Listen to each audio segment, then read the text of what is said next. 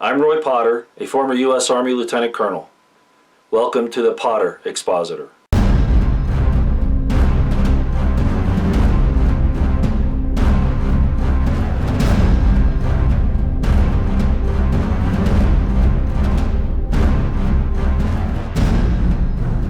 Hi ladies and gentlemen, it's May 5th, 2017, and a couple of things I wanted to share with you today. The first being, of course, that this testimony of Comey just unveils everything, and it's real obvious. I mean, first we heard that there was no classified information in the 650,000 emails. Now we find out that there was. Of course we knew that, but and everybody's saying this, so this is not going to be anything new. The government goes after the little people. You remember the guy who took the pictures inside the submarine? What was his intent? Was his intent criminal in that he was going to sell that information, give it to enemies or whatever? No, his intent was souvenir, okay? But the law said that it was illegal for him to even take the pictures and then to take that information away from the secure classified area. So Comey went after him. And yet, with no intent there, he doesn't use the same argument that he used on Clinton, that she had no intent. Of course, we can tell by the way she tried to hide the things that is implied intent, and I think you can show beyond a reasonable doubt that her intent was to commit that crime. But regardless, it just shows how absolutely absurd the FBI leadership has become. And as I pointed out, George Webb has been doing a fantastic job in uncovering the information on the Awan brothers and their connections to the Clintons and Podesta and etc., and also the pedophile networks that would be involved in that as well. So why is it that George Webb can do this on his limited resources and the FBI with their vast resources can't? Because the FBI's leadership is still operating under the Obama agenda, which is to go after the innocent, patriots, constitutionalists, Christians, etc., and that's real obvious here. I don't want to spend a lot of time on that, but I just wanted to bring it up. Internationally, remember I told you several videos back that Iran had to be taken out still before they could get to Russia? Well, now because of the things that are happening in North Korea, we're hearing that, oh, gee, Iran and North Korea are colluding. Well, first of all, I don't think that's true. I doubt that Iran has any interest in dealing with North Korea at all. They really have nothing to offer them. I find that absurd. But of course, like the Russian connection with Trump, which is totally absurd, they're trying to make those same types of connections with Iran. So they still want to get in here, and that's what McMaster was trying to build to. And I've heard some information that he might be on his way out for an Army promotion. Why would that surprise anybody? And they're looking at somebody else to be the National Security Advisor. I don't know if that's true or not, but that's the information that's been put out there. I wish it was a purging of the Trump administration of neocons, but I wouldn't take it that far at this point. Anyway, so that's happening. North Korea is still a problem. And by the way, I might just mention, North Korea does have submarines. I don't know how many. I've heard 2. It might be more. But a lot of people are saying, and it's true, that they don't have the ICBM capability to deliver a nuclear weapon to the mainland of the United States, probably not even to Japan.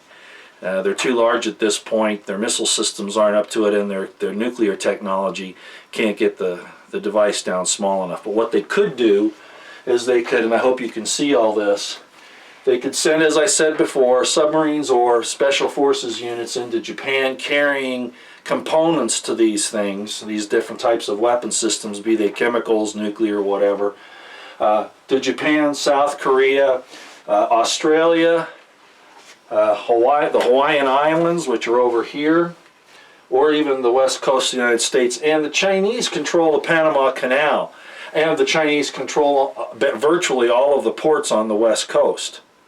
We gave them all that. So if China has some intention of double-crossing Trump, which wouldn't surprise me at all, right? Because they're really in bed with the New World Order people as far as that gets kind of complicated, but most of the New World Order people have their investments in China, which is why they're getting all these favors and things.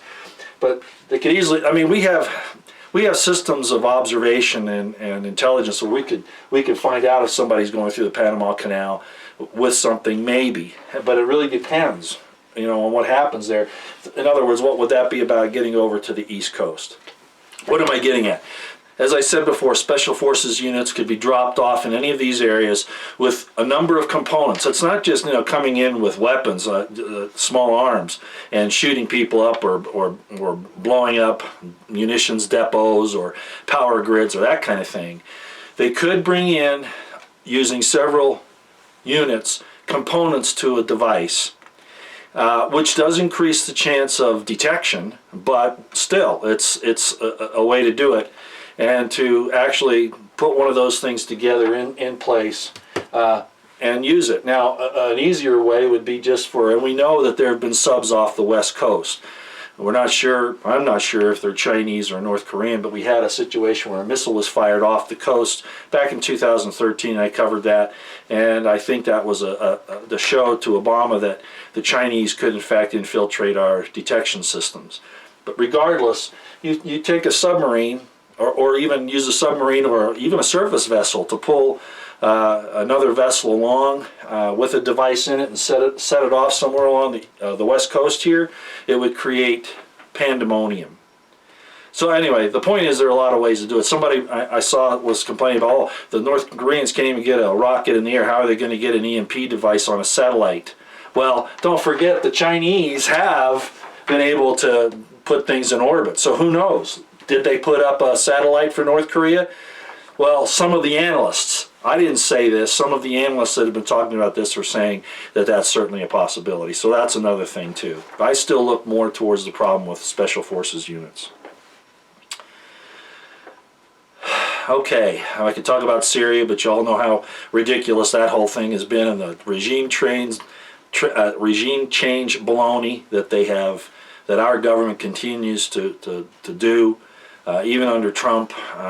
Going after ISIS is great, but as I pointed out before, ISIS came about because of corrupt individuals, elites in the Pentagon and the DOD and the Deep State and the State Department, and those are the people who have actually been supporting ISIS, and of course Saudi Arabia, and more than likely the Mossad. Notice that Israel hasn't been attacked by ISIS. People say, oh my gosh, another anti-Semite. You know what? I don't even worry about that. I just bring it up as far as the anti-Semite accusation because it is ludicrous. It is an absolute ludicrous thing. That's what you do, is call somebody a name when you can't argue with them logically. So I'll just bring it up. Not enough people pay attention to this thing anyway. I just put this out for my own benefit more than anything else. Okay, now the real reason for this video is some information on the Bundy case. About 3 years ago, it was right after the whole situation at Bundy Ranch occurred, and I covered that. You can see all those videos at the time that I did that. At any rate, I was on the Santilli show. I can't tell you what episode it was. I was on a lot of shows. I was on Susan Lindauer's show. I was on several others. But it was on Santilli's show that the question came up as to what really happened at Bundy Ranch and what is the jurisdiction of the federal government. Of course, the entire thing basically happened on state land, all of the major confrontations, with the exception of David Bundy being arrested for filming, videotaping BLM agents. But at any rate, the point is that most of that happened on state land, which brings up a question of federal jurisdiction anyway. We already know that the sheriff had ordered the BLM to leave and that they refused to do so, disobeying a lawful order by the local law enforcement authority. And then that had to be reordered by Sheriff Roberts at the standoff at the corrals. A whole lot of things going on here, but what I want to concentrate on is this. On the Santilli show, I pointed out that this was not a criminal episode. It didn't have the elements of a crime. What it had the elements of was an armed conflict, in which case the laws of land warfare would take precedence. I said that on the Santilli show, like I said, about 2 or 3 years ago. And I thought that if the federal government ever came after the Bundys, that they should use this as their argument. There might be some other problems with that, I don't know, but the reason why I bring it up is because on OathKeepers today, and the link is down in the description box below, there's an article that talks about, it's called, Will Feds Turn Bundy into a Martyr? Well, in this article, the writer brings up some of the requirements of the Geneva Convention and some of those types of things. And this is my point. During the trial, the initial trial there in Nevada, the maybe I shouldn't even be bringing this up, but you know, they have to know their mistake anyway. The prosecutor said, not that this was a crime, but that this was an armed conflict. The law of land warfare then just kicked in. The DOJ and the courts have no jurisdiction. This is now an admitted armed conflict between two opposing sides, okay? The feds left the field. They surrendered the field in Nevada. Okay, well, they gave up their jurisdiction if they ever had any in the first place. It was all armed conflict. So the law of land warfare kicks in, and I said that on the Santilli show a couple years back.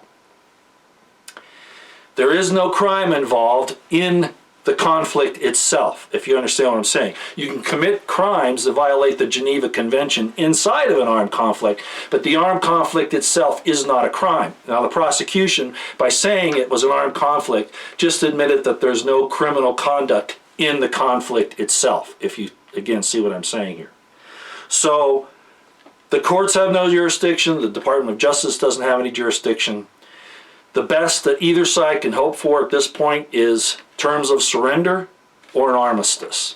That's where this should be. Now, I don't know how the defense attorneys can make this argument. It should have been made up front, just like the whole jurisdiction thing with the state land and the federal land, where all this took place, and they abdicated to the federals, saying that they recognized their jurisdiction, which was absolutely absurd. The defense attorneys aren't really impressing me here. There might be some problems going forward by saying that this was an armed conflict, and they should have called the federal prosecutors on that immediately, which would have gotten rid of all these other criminal charges, in theory, okay? But we need to take this to the State Department. The defense attorneys need to take this to the State Department and to the international courts, because the federal government's already admitted that it was an armed conflict. Not even an insurrection. Not even, because it wasn't an insurrection against the constituted government of the United States. It was an armed conflict against an out-of-control rogue agency committing crimes, and the people saying no longer, okay? And all of the details surrounding some of the politics that was going on with what Sandoval did there, and Michelle Fiore, et cetera, et cetera. The fact that none of the states would allow the federal government to transfer those stolen cattle, they actually... the states even considered them to be involved in rustling the federal government. They would not allow those cattle to be taken out of Nevada or taken to one of the other states, California, Utah, principally. So at any rate, I wanted to bring all of that up. It's entirely up to the defense how they want to use this. They probably won't even see it.